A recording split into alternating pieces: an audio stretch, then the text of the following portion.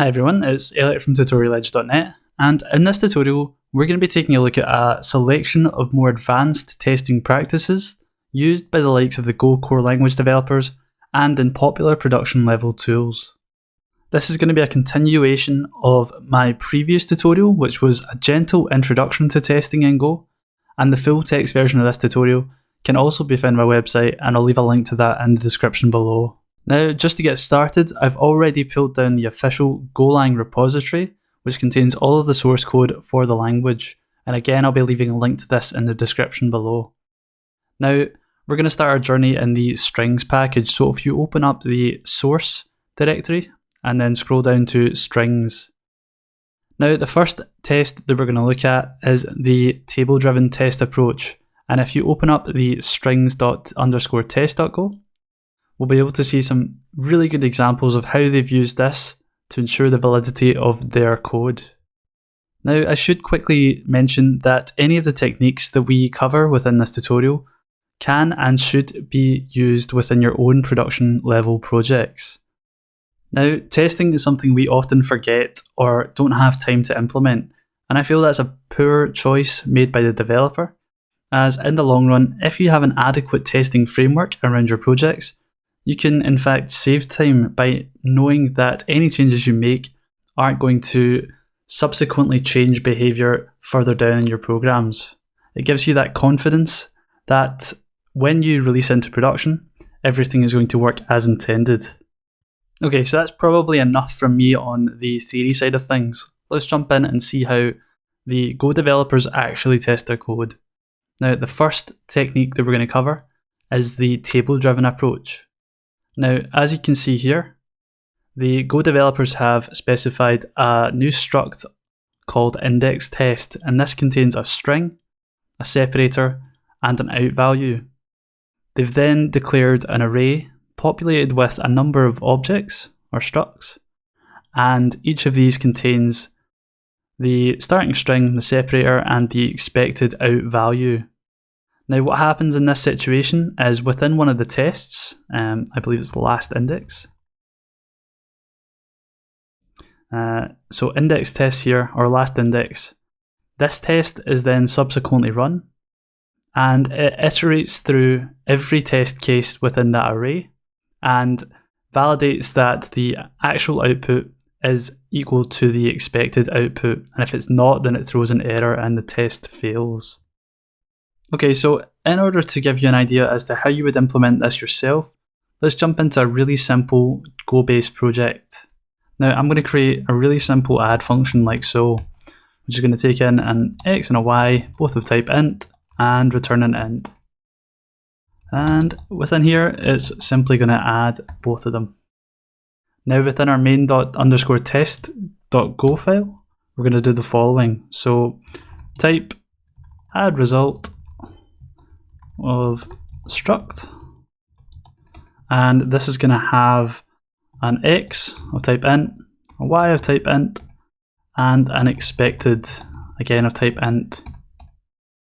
Now, just below it, we're going to want to do test add, and this is going to take in a pointer to testing.t. Now, we're going to want to specify an array of expected results. So to do that, we're going to do add results equals new array of add result, and within here we're going to start off by doing 1 plus 1 is 2. Nice and simple. Now, within our test add function, we're going to want to iterate over every object within our add result array. And to do that, we can do for_test in range add results, and we're going to want to do result equals add test.x test.y, and if the result does not equal test.expected, we're going to want to do t.fatal expected result not given, or something along those lines. Save that, and let's try running this test by going go test.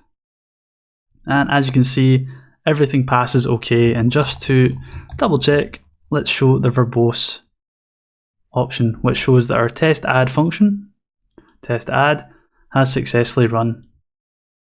Now, the expectation for maturing systems is that more and more test results and test cases will be added to this array as time passes, so you'll be able to exhaustively test all of the various inputs and see that the output matches your expectation. Okay, so the next technique we are going to cover is the use of the test data directory. Now, in certain situations, you won't be able to specify your expected input and output as an array of elements as we have done here. You may be trying to test how you read and write to files on the file system, or how you parse proprietary data formats, or whatever. If this is the case, then one option is to create a test data directory and store any files you may need for testing within that directory. So if we jump back into the Go source code once again, and we open up the archive package and the tar package, within here you'll see an example of how they've used this test data directory and how they filled it with example tar files that they can subsequently use within their own testing. So let's open up the reader_test.go file. Now within here, the first example of this being used is within the test reader function here. Now this will iterate through all of the files within the test data directory and ensure that when it's unzipped, any of the files contained within those tar archives have not been modified in any way. So let's see how this would work in our really simple project. Now if we come in here and we create a new folder called test data, and within it we're going to add test.data. Just to prove a point, hello world should be in test.data. Within our main_test.go file, I'm going to want to create a new test method. So I'm going to want to test if we can appropriately read the data from that test.data file. So test read file. Again, we want to pass in the pointer to testing.t. And within this, we want to do the following. So data or error equals ioutil.read file and test data / test.data. So it's a relative path here, and that's important to note. And let's just handle the error. So if error does not equal nil, then we want to t.fatal could not open file. Below this, if we successfully read the file, then we want to verify that we've read the contents successfully. So if string data does not equal hello world, then again we want to t.fatal. String contents do not match expected. Like so.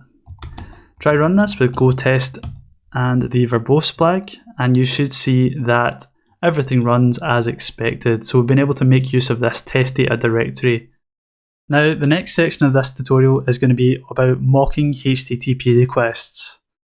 Now as soon as you start writing production level APIs and services, it's more than likely you'll start interacting with other services, and being able to test the way that you interact with these services is just as important as testing the other parts of your code base. However, you may be interacting with REST APIs that perform CRUD actions on databases, and as such, you don't want these changes actually being committed to your database when you're just trying to test to see if things are working. So, in order to get around this problem, we can mock HTTP responses using the net/http/http test package, which is our best friend in these situations. Let's start off by creating a new test. So func test HTTP request, and again I want to pass in the pointer, and just at the top we want to create a new handler object, which is going to be func w http.responsewriter r as a pointer to the http.request. Now within this I simply want to do io.writeString w, and I'm going to put in a really simple JSON response. So status, and remember to escape your quotes. Say good, status is good, and close that off. Okay, so the next thing we want to do is perform the request we would like. So request equals http test.new request, and this is going to be a GET request, and we'll say the URL is going to be my website, so TutorialEdge.net, and the last parameter will be nil. So I want to do w equals http test.new recorder, and the handler will be w and request. Nice and simple. So now that we've got our mocked response, let's actually perform our request. So response equals w.result, and the body of this, or the error, will equal ioutil.read all response.body. That's uppercase. Now just below this we want to do the following. So if, say, status code, or if 200 does not equal response.status code, then let's do a t.fatal. Status code not okay, like so. And let's just quickly do fmt.println string body.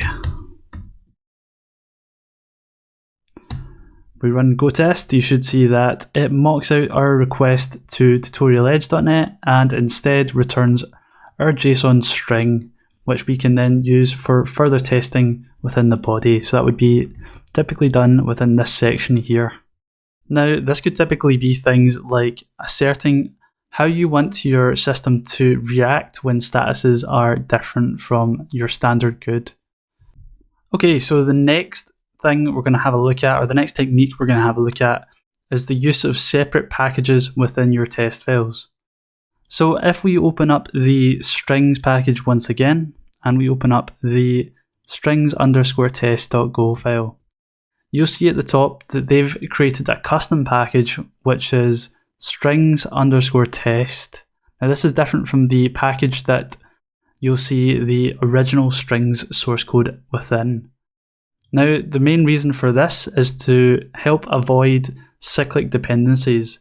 So in some scenarios, you'll need to import a package into your star_test.go file to adequately write your tests.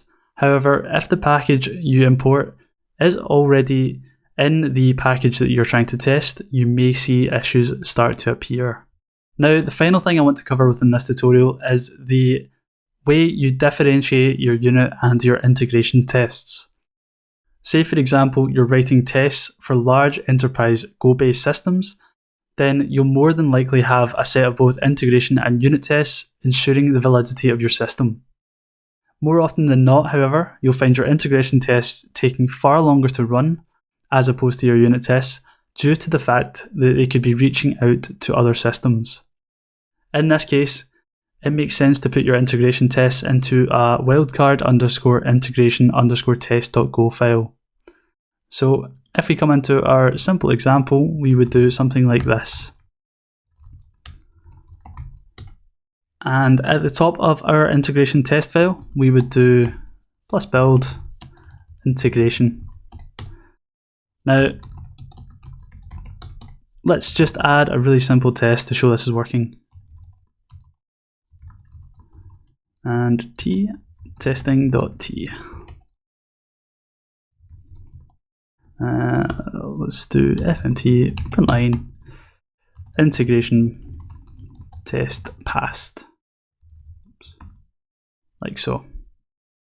And at the top of our unit test, we may want to specify that this is a unit test. So when we next go to test our systems, we can specify that we only want to build our integration tests. And the reason that wasn't building is because I cannot spell. So let's try this again. So go test specifying tags equals integration. And as you can see, integration test passed, and everything is working as expected. Now we can then specify that we want to run our unit tests. So tags equals unit, and we'll specify verboseness as well. As you can see, all of the test cases that we've specified within main_test.go have been successfully run. So that is now all working as intended. So just to wrap up this fairly long tutorial, we've managed to look at some of the more advanced testing techniques and tricks employed by the Go language maintainers. Now, hopefully you found this useful and it gave you the insight needed to go off and improve your own testing frameworks. If you did find it useful, or have any other further questions or tips of your own, then please don't hesitate to let me know in the comments section below. And as always, please like the video and subscribe to my channel for more programming content. Cheers!